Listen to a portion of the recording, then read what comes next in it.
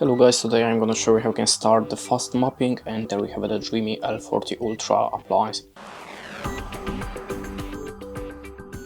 So I just connected it for the first time with my application. As you can see, we don't have the map. So now we can perform the fast mapping. Just click on the button, check the warning, click on the OK.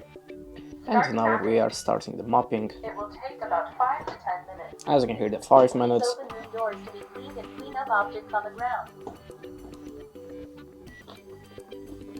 As you can see, now we are creating the map. I think we can pause it because it's already moving, but remember to just let it go and give him 5 minutes to scan the whole room.